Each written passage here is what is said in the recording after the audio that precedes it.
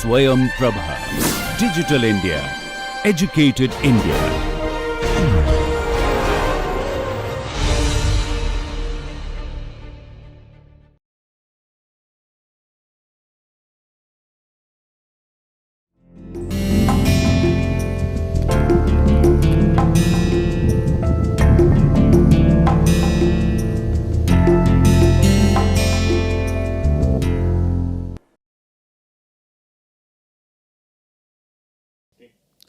My warm greetings to one and all. I am Dr. Raju Machi, Assistant Professor, Faculty of Law, Banaras Hindu University, Varanasi. So this is, I am going to present before you the lecture number 9, and that lecture number 9 is based on the collecting banker and its statutory protections. So dear students, nothing to be worried about it. That is, the earlier we have discussed the relationship between the banker and customers. We have already discussed that what kind of, you can say, the customers we have. But as my concern, the bankers, we have used only one term, that is the banker. But now I am using the term the collecting banker and its statutory protections. So it might create some sort of, you can say, the confusion in your mind, but don't worry about it. This lecture is meant to clear your all doubts, and we will discuss about the collecting banker in its statutory protection. Now see, when the bankers is discharging its duties, naturally the bankers must, we have to understand that in what capacity, in what way the banker is discharging his liability, or you can say that he is exercising his right. So naturally that the bankers has to discharge many obligations, as we have already discussed. But in this lecture, I will discuss only the collecting banker and its statutory protections. Now, it's my concern that to understand what do you mean by the collecting banker, again I would like to tell you the one very important aspect, as my concern, that the bank and every bank is acting as a collecting banker and the paying banker. We will discuss the paying banker in the next lecture, but this lecture it is based on the collecting banker. But the name itself indicates the collecting banker means there are certain works which is assigned to a banker for what? He is collecting the money for its customer.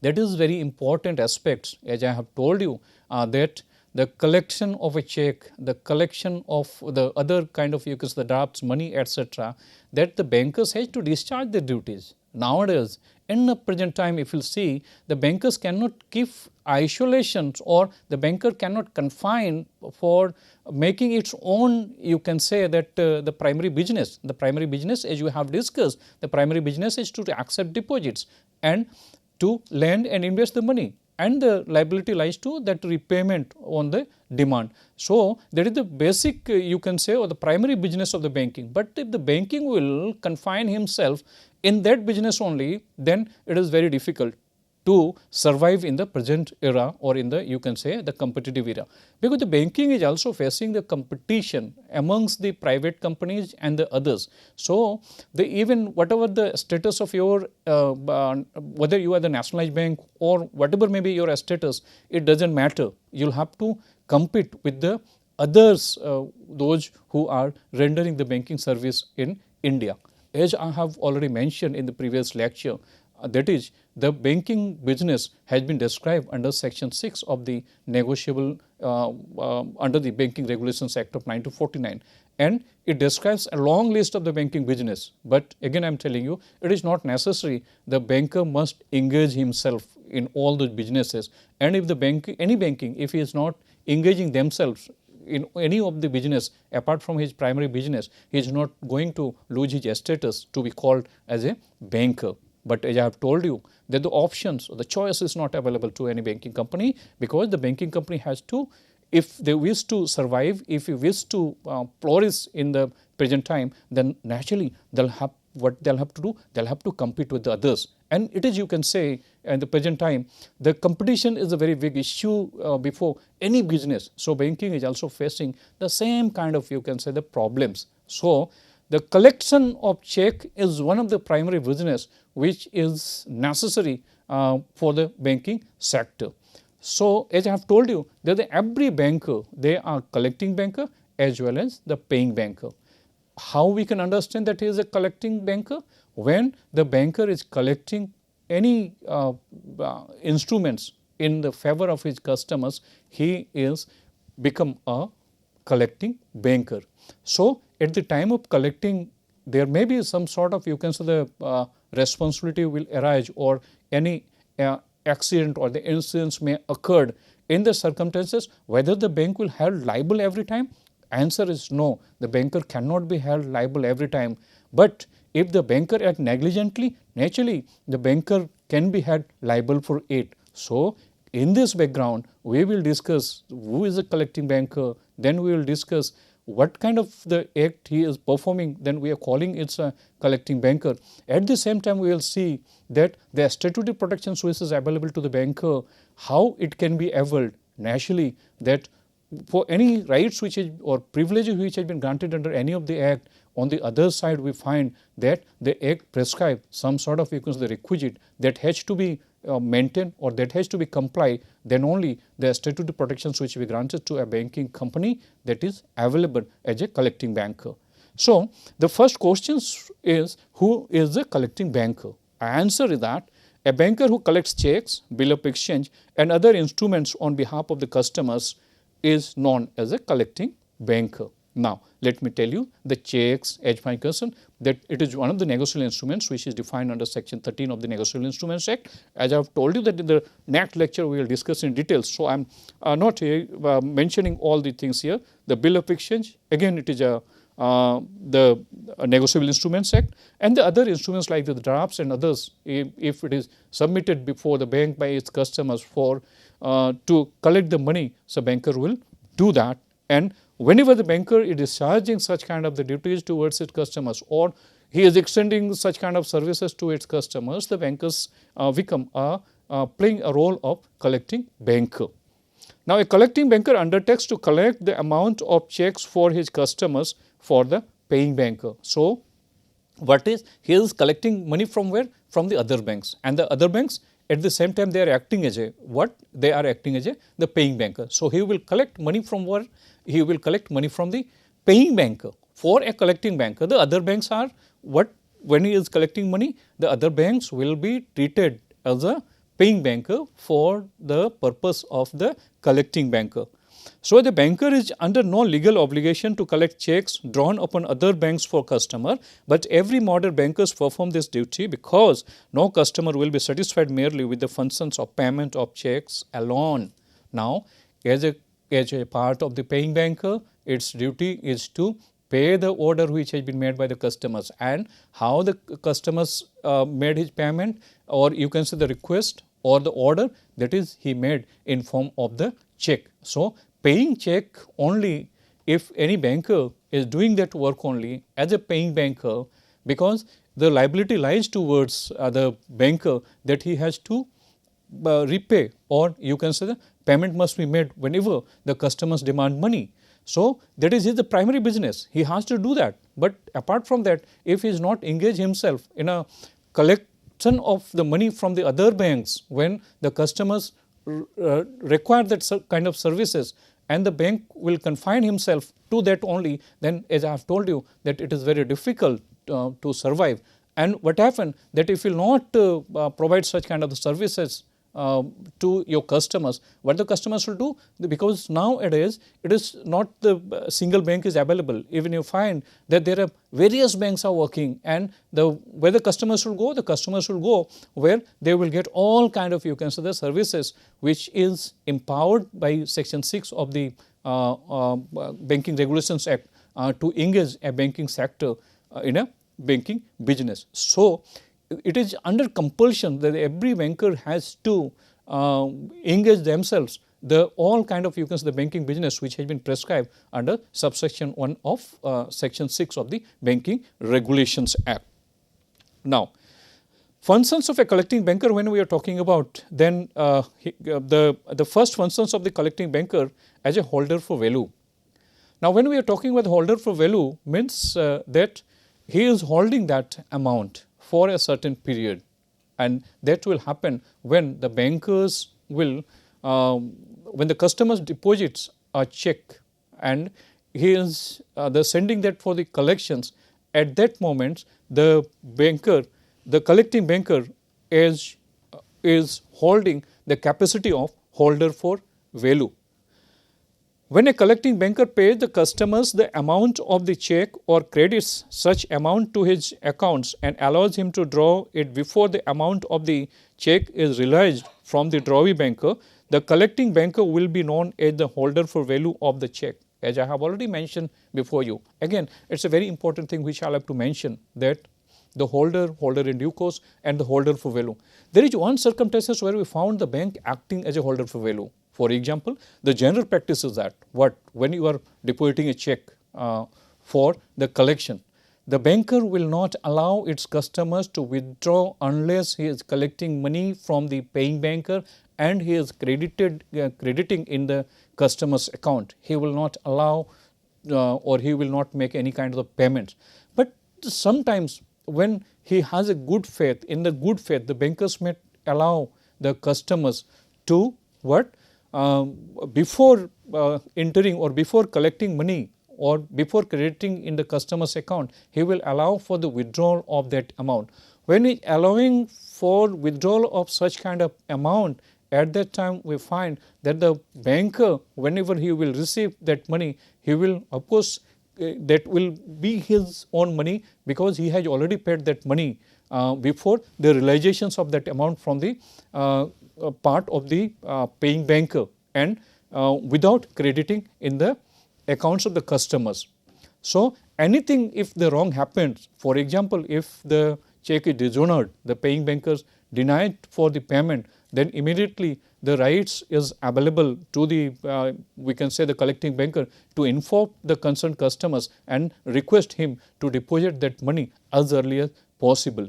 So, in the circumstances we find that the circumstances which arises before collecting and crediting the customer's account, the money if it is paid by the banker acting as a capacity of holder for value. The customers is in such cases is obliged to reimburse the banker if the check is dishonored, as I have already mentioned that this kind of the normal or you can say the general practice is that the banker will not pay unless and until he will collect the money and credit in the accounts of the customers. He will not pay, but sometime in a good faith the banker may discharge his obligations by acting as a holder for value, and the holder for value means whenever the amount will come, he will credit it in the customer's account.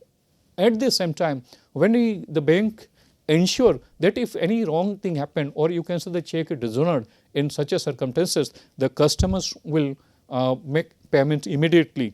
That if that kind of you can say the confidence is built between the banker and customers, the banker can act as a holder for value.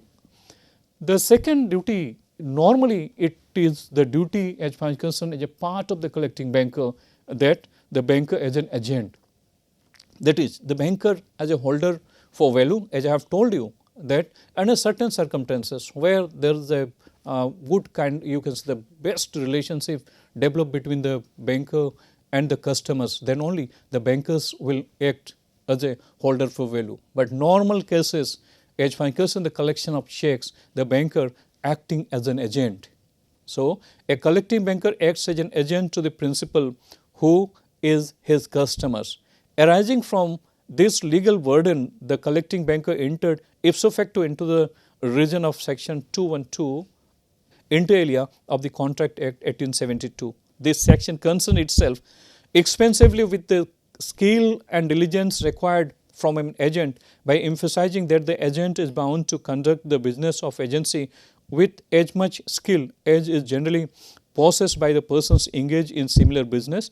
Unless the principal has notice of his want of skill, the agent is always bound to act with reasonable diligence and to use such skills as he possesses. As earlier we have also discussed that the duty lies towards the agent as far as concerned the Contract Act.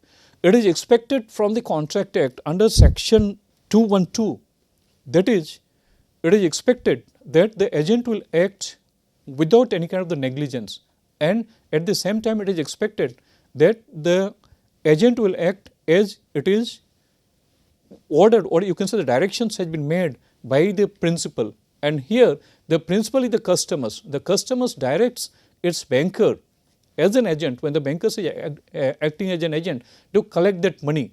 So that's why I have told you that the bankers will collect that money. His duty is only to collect that money, and when he is collecting that money, he cannot hold that money. He will credit immediately in the customer's account. If he is not doing that, then the third duty, which is very important to discuss here, that if we will keep with him, that will amount and a conversion. Conversion has not been defined in the Negotiable Instruments Act 1881.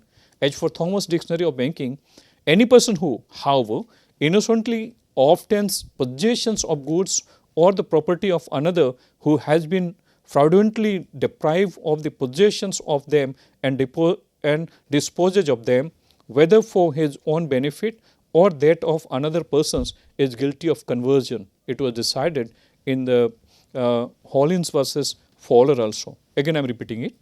The conversion is one of the, you can say, the events where if the bankers is not depositing money within the limited time, that might be, or if he is collecting money where his customers is not entitled for that, in that circumstances the conversions will take place. And the conversions, as I have told you, it has not been defined under the Negotiable Instruments Act in 81, but as far as concerned, it is observed in the Hollins versus Fowler, as well as it is described under the Thomson's Dictionary of Banking. That any person who, however, innocently obtains possessions of goods or the property of another who has been fraudulently deprived of the possession of them and disposes of them, whether for his own benefit or that of another person's, is guilty of conversion. Now, the conversion, when we are further discussing, then conversion means unlawful possessions use, disposing or destroying of the goods or property by persons, whether for his own benefit or that of another person's, in a manner inconsistent with the owner's right of the possession. Again, I am repeating it. If we will try to understand what you mean by the conversion, that the conversion means unlawful possessions use, disposing or destroying of goods or property by persons, whether for his own benefit or that of another person, in a manner inconsistent with the owner's right of possession. That is very important. Thus, conversion is the wrongful inference with the goods of another person inconsistent with the owner's right of possession. The term goods includes bill of exchange, check or promissory note. Conversion is a wrong that renders the persons committing it personally liable. Thus, liability exists even when the person acts merely as an agent. It is very important to mention here that when the banking acting as an agent, the banking has to take utmost care when he is sending any instruments or the goods. And as I have told you that under the conversion, that under the negotiable instruments, the goods includes the bill of exchange, check or promissory note. So, whenever the banking is collecting for its customers and he is acting as an agent, at that time the bankers has to take utmost care what is that whether it is the customers is entitled or not. That has to be taken utmost care. I would like to cite one example here. For example, A draws a check for rupees 5,000 favoring B, from whom it is stolen by C, the thief. Here, C is guilty of conversion and liable for the amount of the check to B, the true owner. But suppose C pays the check into his account with the bank, which collects the proceeds from the drawee bank.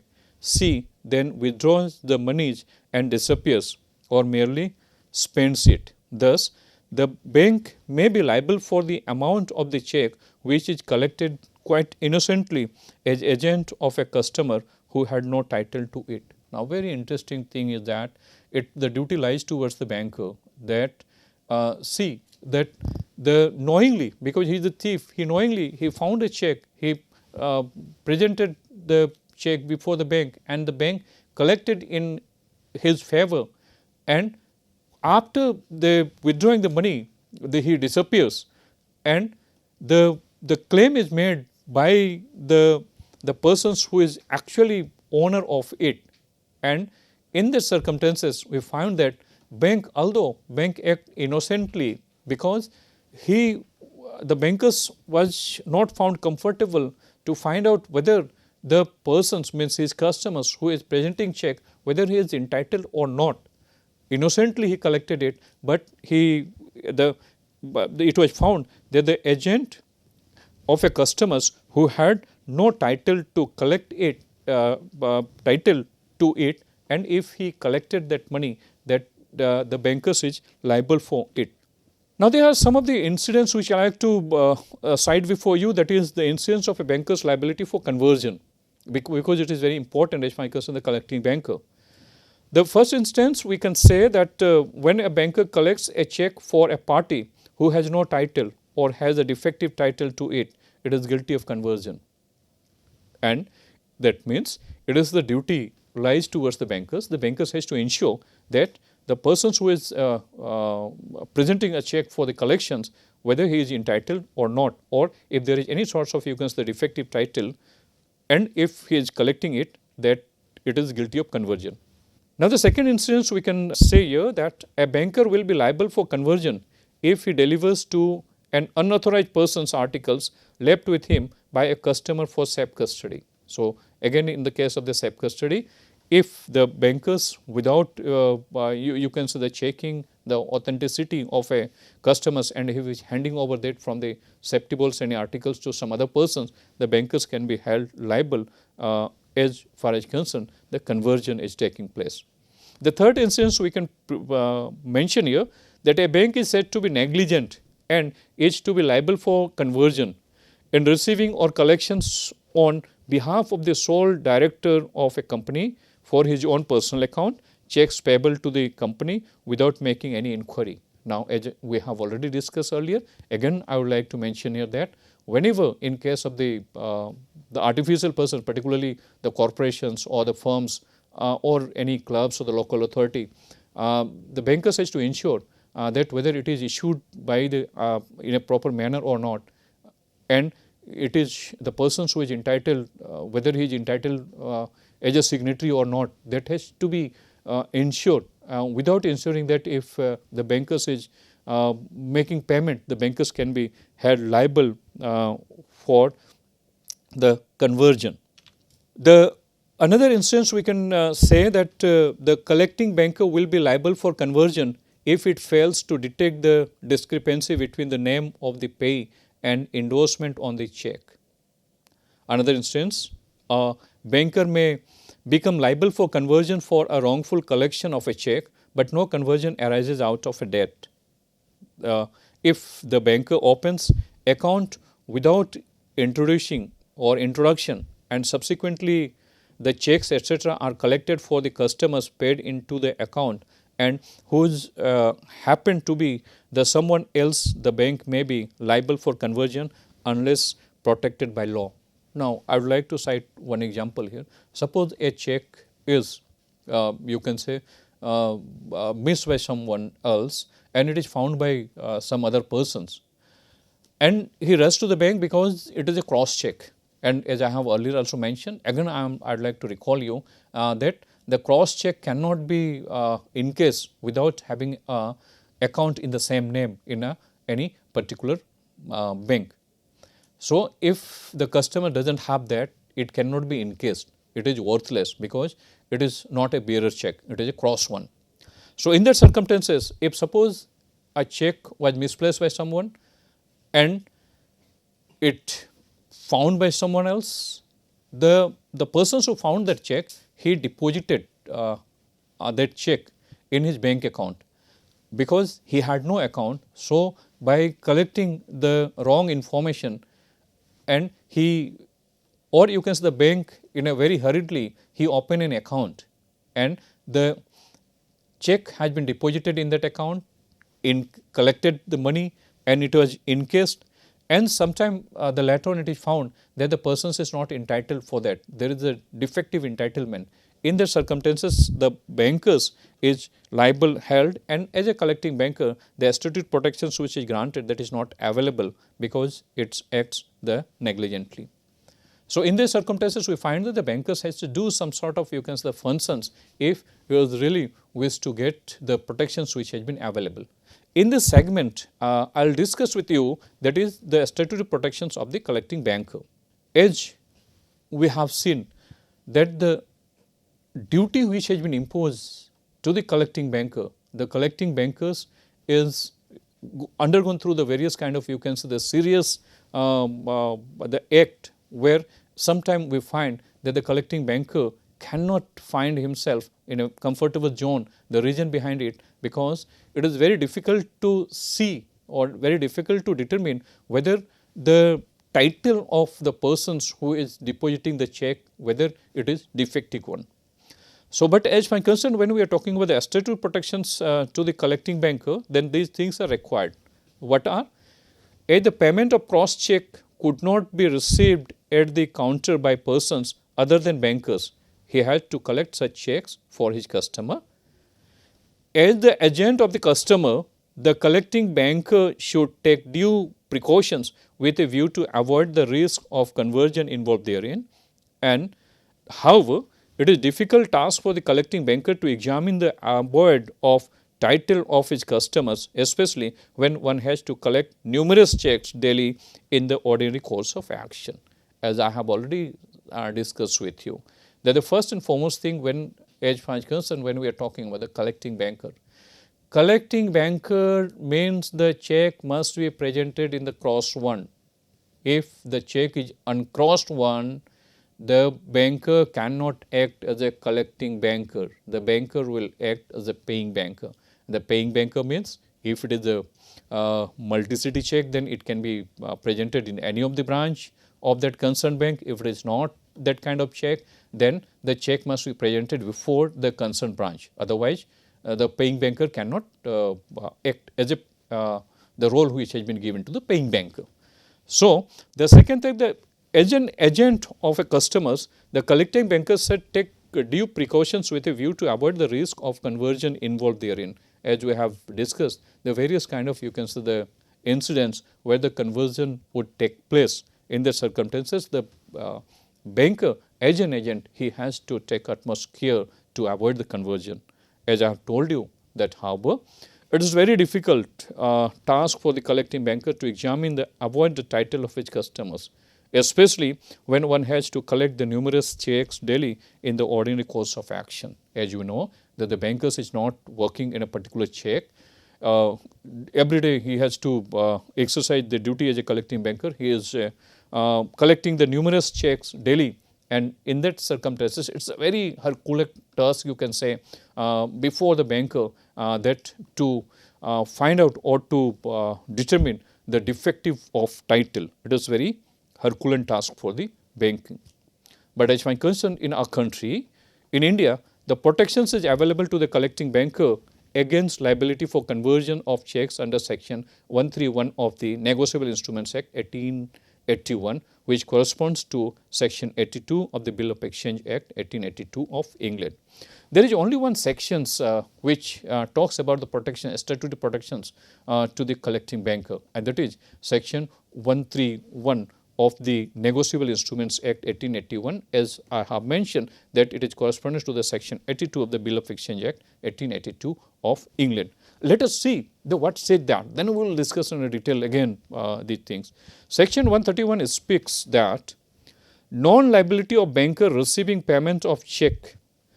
A banker who has no good faith, banker who has in good faith and without negligence receive payment for a customer of a check crossed generally or especially to himself shall not, in case the title of the check proves defective, incur any liability to the true owner of the check by reason only of having received such payment. Now, let me again read out. You will have to understand what does it mean. The section 131 of the Negotiable Instruments Act 1881, this is very specific sections which provides the statutory protections to the collecting banker, and it speaks that non-liability of banker receiving payment of check. That means when the collecting banker is receiving a check, there is no any kind of the liability. But It says a banker who has in good faith, the first thing is very important thing, that the banker must act in a good faith and without negligence. That is the second thing which is very important, that without negligence. Receive payment for a customer of a check crossed generally or especially to himself shall not, in case the title to the check proves defective, incur any liability to the true owner of the check by reason only of having received such payment. So, if there is any sorts of the defective title, the persons who is presenting or submitting for the collections of money from its banker, that is the collecting banker, the collecting banker cannot be held liable. But what are the essential ingredients of this particular section? The first thing is talking about in a good faith. The second thing it is talking about that without negligence. And the third thing it is talking about that cross generally or cross especially. And if he is collecting by going through all the process, no any kind of the liability will arise towards the collecting banker. Now, let me tell you only the last words which I have used, the cross generally or cross especially.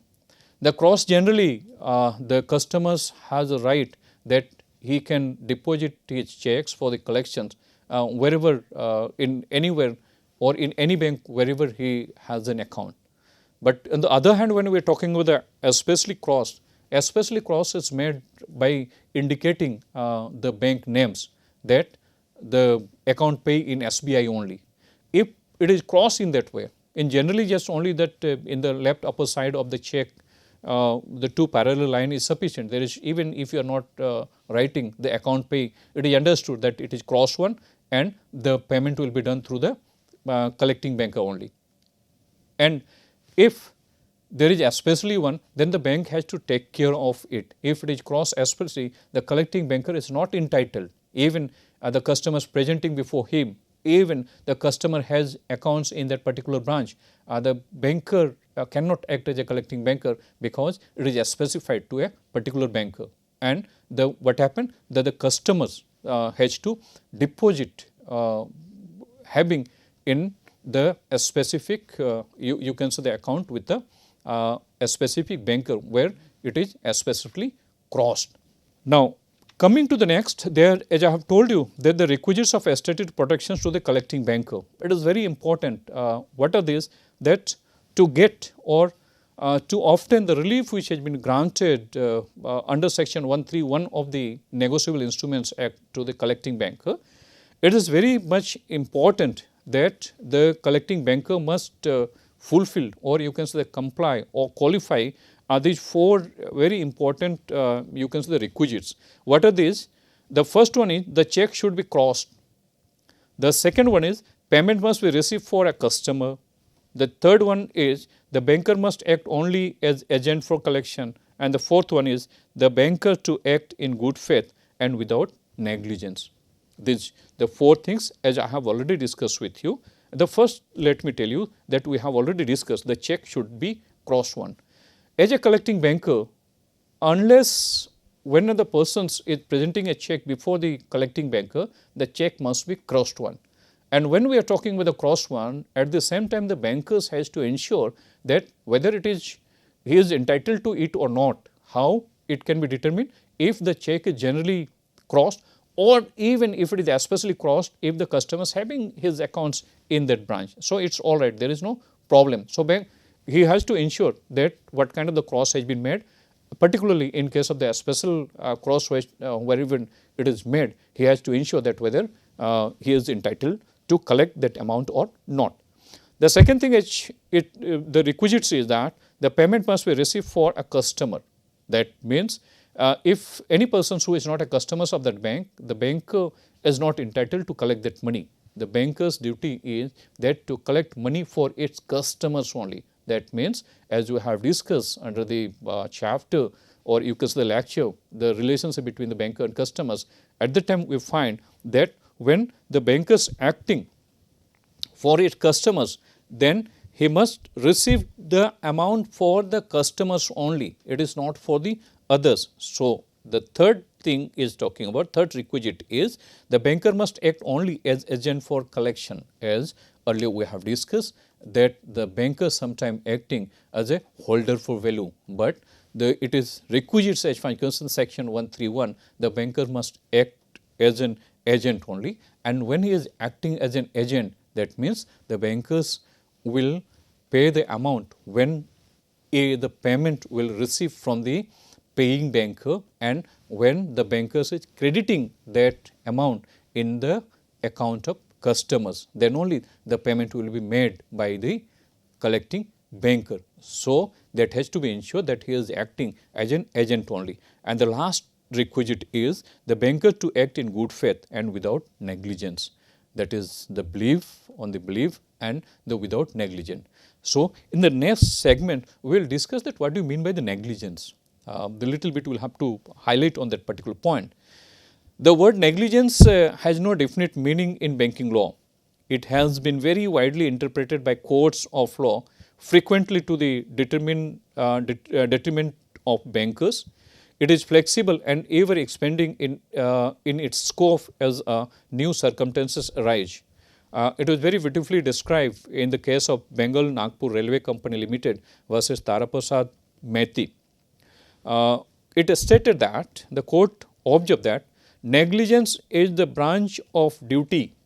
Negligence is the branch of duty caused by the omission to do something which a reasonable man, guided by the conditions which ordinarily regulate the conduct of human affairs, would do, or doing something which is prudent and reasonable man would not do.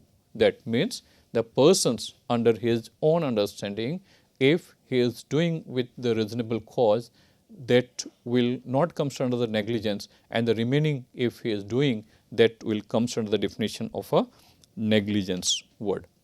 Another case in W. Walbank and Company Limited versus Westminster Limited, it is also defined as negligence is the doing of that which a reasonable man under all the circumstances of a particular case in which he is acting would not do, or the failure to do something which a reasonable man under those circumstances would do. That means with his understanding, again this is also talking about negligence is the doing of that which a reasonable man under all the circumstances of a particular case in which he is acting would not do, or the failure to do something which a reasonable man under those circumstances would do. Now, as far as concerned that the collecting banker will have to understand that the basis of negligence, as I have already discussed with you, that is the negligence referred to section 131 of the Negotiable Instruments Act 1881 relates to the negligence regarding the collection of checks. However, if the acts of collecting the check and opening the account of the customers closely connected with each other, the negligence in opening of the account may also be regarded as negligence in the collection of check. Here I would like to mention one very important thing, as far as I have told you, that whenever an account is opened by the banking in relation to any customers, he has to take utmost care when he is opening the account. And if suppose that opening the account is for the purpose of encasement of a fraudulent check or defective entitlement of check, the bankers is also liable for what? For the collection of check. His act will not be treated as that, it will also related with the act of the collecting banker. There are some of the, you can say, the cases of negligence of the different kinds on the part of the collecting banker. Gross negligence. If a banker is completely careless in collecting a check, then he will be held liable under the ground of gross negligence. For example, collecting a check cross account pay for other than the payee's account, failure to verify the correctness of endorsement, failure to verify the existence of authority in case of per pro signature. That are the second kind of the negligence, which is talking about the negligence connected with the immediate collection. If on the face of the check there is a warning that there is misappropriation of money, the collecting banker should not disregard such warning. he should make some reasonable inquiries, and only after getting some satisfactory explanation he can proceed to collect the checks. For example, collecting a check drawn against the principal's account to the private account of the agent without inquiry. And the second that we can understand, that collecting a check payable to the employer to the private account of the employee. The third category of the negligence, that is negligence under the remote grounds. Normally, we cannot expect a banker to be liable under certain circumstances, but the bankers have been held negligent under those situations which are branded as remote grounds. For example, failure to enter the name of the employer of a new customer constitutes negligence under section 131 of the Negotiable Instruments Act 1881. Omission to obtain a letter of introductions from the new customers causes negligence. So, these kind of, you can say, the incidents when occurred that can be called the negligence under the remote grounds. And the fourth one is, that is also very important, that is contributory negligence. A clear distinction exists between the negligence and contributory negligence. Negligence is contributory when and only when it directly and proximately includes the injury in whole or part. If the customer's negligence is the proximate cause for the loss, then the customers will be liable. The collecting banker, even after accepting the negligence on his part, and plead for contributory negligence. These are the negligence which is categorized, and on the basis of that, if the act of any collecting banker we found, the collecting banker we held liable for it. Now, when we are talking about the liable for it, that what are the legal consequences of negligence if the bank act negligently? Then it says, if the bank collecting banker is negligent, he will be held liable, and he cannot get statutory protections available under section 131 of the act. That means, without negligence, the good faith, that is one of the very important aspect, and he must act as an agent, and he must act for what? He must act for the customers only. That are the very important things, and that has to be complied. If the bankers fail to comply all the things under section 131, the protections which have been granted to the collecting banker, that is not available. So, the collecting banker is also liable for interest for delay in the collection of outstanding checks beyond the prescribed period due to his negligence. If anything which has happened for the collections of checks, if undue, you can say that the delay, then the compound, or you can say the interest can be taken from the collecting banker. Now, there are some of the duties which is conferred under this, and these duties are the duties of collecting banker. These are exercise reasonable care and diligence in his collection work, presentation of check for collection without delay, to serve notice of dishonor of a check to a customer, present the bill for acceptance at an early date, present the bill for payment, protest and not foreign bill for non-acceptance. Now, we will have to discuss in details these are the duties which has been given to the collecting banker. I would like to recall again one thing, as I have told you the incidents which I have made, that is very important, and the banker has to comply. In the previous, if we will see that the negligence which we have defined, but on the basis of that we find that there are certain requisites, and that is statutory to get or to avail the statutory protections to the banker. As I have already mentioned before you, just again I will recall that when we are discussing with the duties of a collecting banker. The check should be crossed, the payment must be received for a customer, the banker must act only as agent for collection, the banker to act in good faith and without negligence. These are the four things which we have discussed. But now, when we are talking about the duties and there is the requisites are very much related each other. The duties of collecting banker, the first duty which has been imposed under to the collecting banker, that is exercise reasonable care and diligence in his collection of work.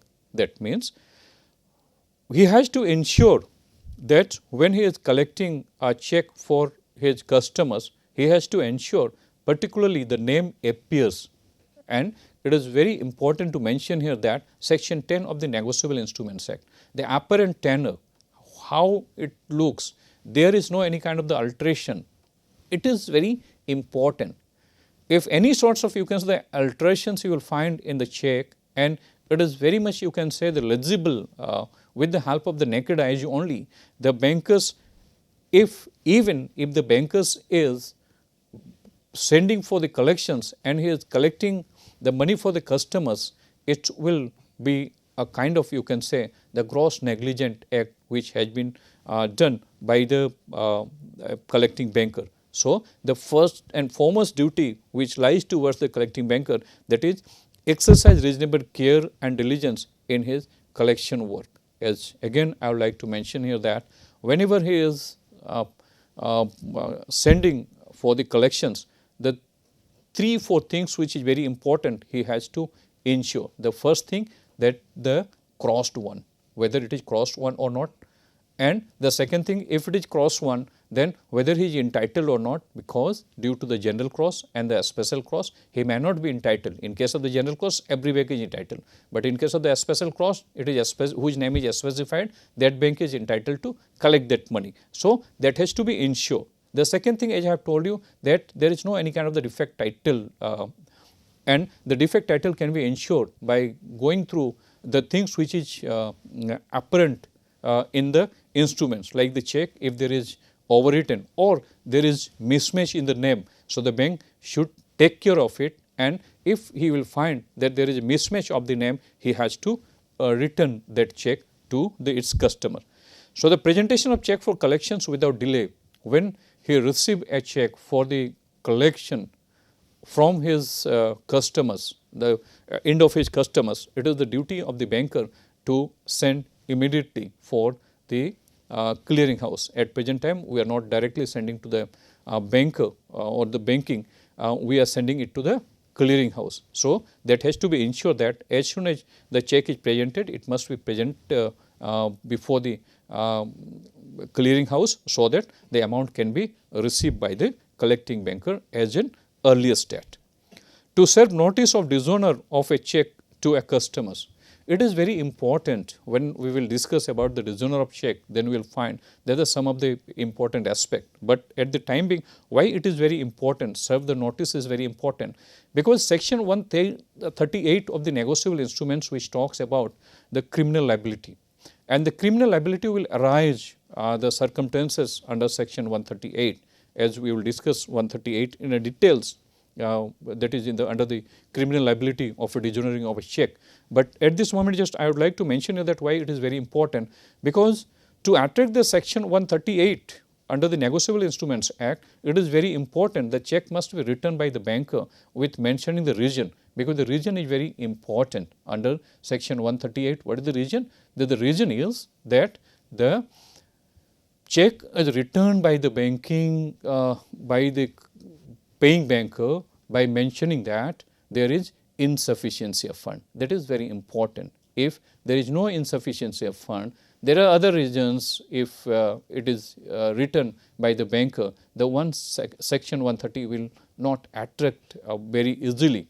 So, in the circumstances, whenever the check is dishonored, it is the duty lies towards the bank collecting banker that has to be informed to the concerned customers immediately as soon as he received the notice from the paying banker as dishonored one.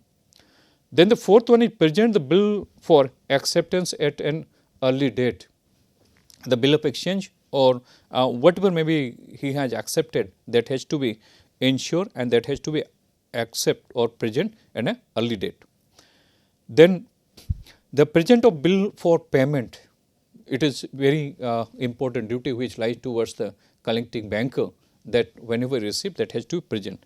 The last one, the clause F or the F, that is talking about the protest and note of foreign bill for non-acceptance. It is very important that we will discuss in details when we will discuss the Foreign Exchange Management Act. But at that moment, just I would like to tell you that it has to be ensured by the collecting banker that the nature of the bill of exchange, whether it is the inland or you can say that the domestic or it is in the nature of foreign. So, in that way, when we are discussing this particular duties, I would like to recall 2-3 things which is very important as far as concerned. The rights which is available to the collecting banker that has to be ensured. The one things which I would like to mention here that is when we are talking about the collecting banker, as I have told you, the collecting banker, its main function is to collect the instrument, and when he is collecting that instruments, that has to be taken utmost care. And what are the care? Then I have told you that under section 131 of the Negotiable Instruments Act, it is very clearly mentioned that how these rights can be obtained or the protections that is available. Let me allow to read out again this particular provisions before I end this lecture. That is, non-liability of banker receiving payment of check. A banker who has in good faith and without negligence received payment for a customer of a check crossed generally or especially to him shall not, in case the title to the check proves defective, incur any liability to the true owner of the check by reason only of having received such payment. So, analyzing these sections as I have discussed with you, that is what are the requisites. The requisites are already mentioned in this section itself. That means non-compliance of these requisites, the protections which have been granted to the collecting banker under section 131 of the Act, the collecting banker cannot exercise his rights. And for that purpose, the requisites is very important. As again, I would like to mention here that these 4 requisites is very important. As far as concerned, to act as a collecting banker, the collecting banker has to ensure, or in other way we can say the collecting bankers has to fulfill all the things. Otherwise, his act will comes under the definition of a negligence. And if the banker acted negligently, under section 131 of the Negotiable Instruments Act, the protections which have been granted, that is not available. One, again, that is the check should be crossed one. As I have told you that the collecting banker's duty is to collect the money. When he will collect the money, as I have told you, that every bank is acting as a collecting banker as well as the paying banker. The paying banker means at the present of the instrument, that is the check, he will pay that amount. When he will pay that amount, it is depends on the nature of the check. When the check is uncrossed one, then if it is presented before the concerned branch of the banker liability is to honor the check, means make the payment. But if it is the crossed one, the bank has to act as what? As a agent, as an agent of the act. And when he is acting as an agent of the act, then we have seen that he will collect money. And for the collections, what is the procedure nowadays we have? That is, the collecting bankers will send that the check before the clearing house. When he is sending that check before the clearing house, then the clearing house will intimate the bankers whether the sufficient amount of a particular bank is there or not, and he will clear that amount. Once that amount will be clear, the intimations will come to the collecting banker. Once he receives that intimation, the collecting banker will credit that amount to the concerned customers of that. And when it is credited in the customer's account, the customer is entitled to pay that. But at the same time, as I have told you, that sometime we find that the bankers is acting as a holder for value.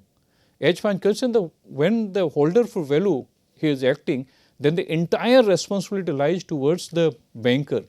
In case of, suppose the check is dishonored, the liability lies towards whom? The liability lies to the banker itself, because the banker is permitted to withdraw without collecting that money.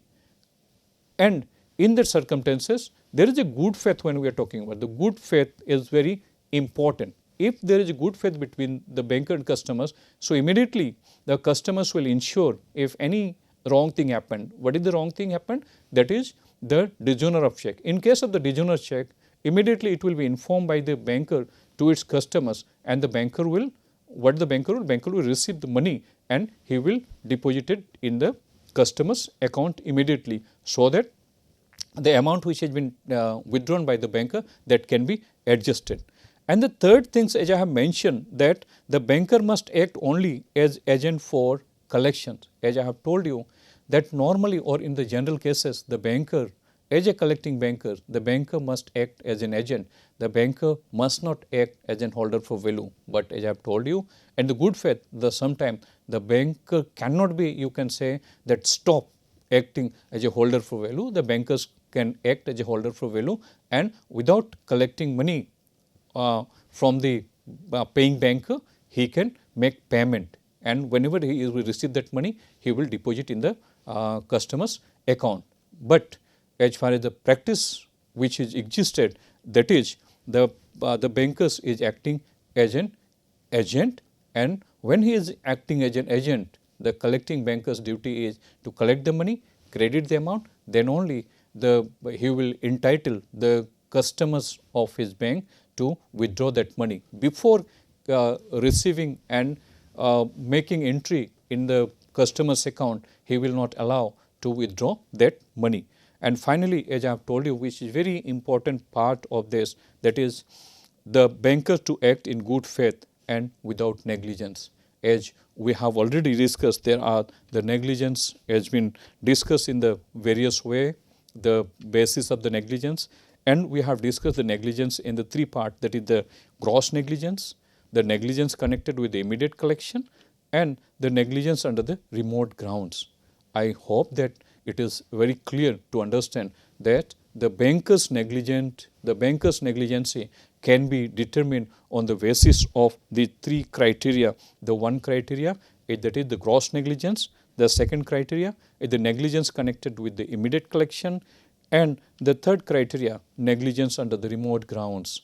By this, when the customers, another kind of, you can say that whether the customers can be held liable or the banker can held liable, that is why it is called as a contributory, you can say, the negligence. That might be sometime the both will comes under this definition. As finally, as I have told you, the bankers has to exercise as a collecting banker the sum of the duties. Again, I would like to recall these duties. They exercise reasonable care and diligence in his collection work, the presentations of checks for collection without delay, to serve notice of dishonour of a check to a customer, present the bill for acceptance at an early date, the present the bill for payment, and protest the not foreign bill for non-acceptance. With this, that the few things remain, my confusion creates in your mind, that will be cleared when we will discuss the second aspect of the banking functions, when the banking acting as a paying banker. At that time it might clear, and it is very understandable when we will compare these two, the collecting banker and the paying banker. Naturally that will help you to understand the nature, the meaning, and the statutory protections which have been granted to the collecting banker as well as the paying banker. So in the next segment we will discuss about the paying banker and its statutory protections. Thank you very much.